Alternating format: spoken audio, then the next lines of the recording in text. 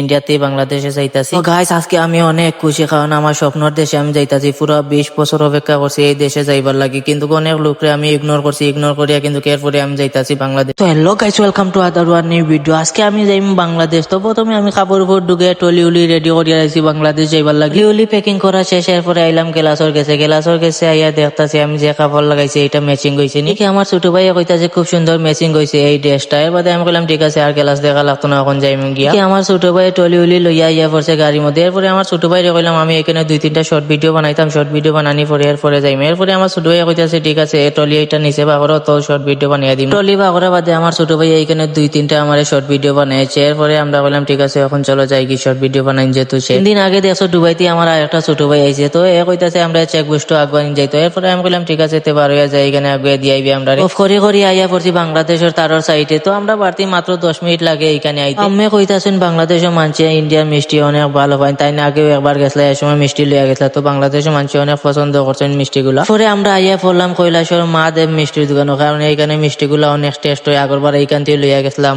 তারা মিষ্টি অর্ডার করতে। দাদা এখানে মিষ্টিগুলা প্যাকিং করতেছে। তো এখানে মিষ্টি লুয়া শেষ, এখন আমরা যাইম গিয়া চেক বুস্টে। আমরা আইয়া পড়ছি চেক বুস্টে বাদে আমরে জিগাইলাম আগে তো তিনটান গেছে, এখন কি করতে লাগবো। এরপরে আমি কইতাছেন এখানে ভিতরে গিয়া পাসপোর্ট দেওয়া লাগবে। এরপরে দাদা এটা একটা দরখাস্ত লেখা, এখানে দরখাস্ত লেখা শেষ। এরপরে দাদা একটা শিল মারলো আমরা যেন ইন্ডিয়াতে বাংলাদেশে যাইতাছি। তো গাইস আজকে আমি অনেক খুশি, কারণ আমার স্বপ্নের দেশে আমি যাইতাছি। পুরো 20 বছর অপেক্ষা করছি এই দেশে যাইবার লাগি, কিন্তু অনেক লোকরে আমি ইগনোর করছি, ইগনোর করিয়া কিন্তু এরপরে আমি যাইতাছি বাংলাদেশ। নম্বরে আমার ছোট বোন গুতারে আমি ইগনোর করছি। আমার ছোট বোনের রাত্রে অনেক রিকোয়েস্ট করছে আমি যাইতাম না বাংলাদেশ। আরো 2-3 জন মানুষ আছেন তারারেও আমি ইগনোর করছি। আর একটা কথা আমার ছোট বোন কইতাছি, আর 2-3 জন মানুষ যারা আমি ইগনোর করছি, তোমরা যদি আমার ভিডিওটা দেখে থাকো তোমরা আমার মাফ করিয়া দিও। আমি দিল থেকে মাফি মাংতাছি, কারণ হয়েছে কি আমি 20 বছর থেকে অপেক্ষা করতেছি আমার স্বপ্নের দেশে যাইবার লাগি, আর তোমরা এই জায়গাতে আমার বাধাইছো। এর লাগে আমি তোমরা ইগনোর করি আইছি। কি আমি রাত্রে কল দিয়ে আমার খালাতো ভাই এটা কইছি আমরা নেওয়া তাইছে এখানে। এরপরে আমার খালাতো ভাই কইছে ঠিক আছে তুমি আইও, আইয়ালে ফোন দিও, আমি এখানে জায়গাতাম। খালাতো ভাই 1 ঘন্টা আগে আইছে, আইয়া আমরা ফোন দিছে, ফোন দিয়া কইতাছে একটু তাড়াতাড়ি আইও। আর এইখানে আমরা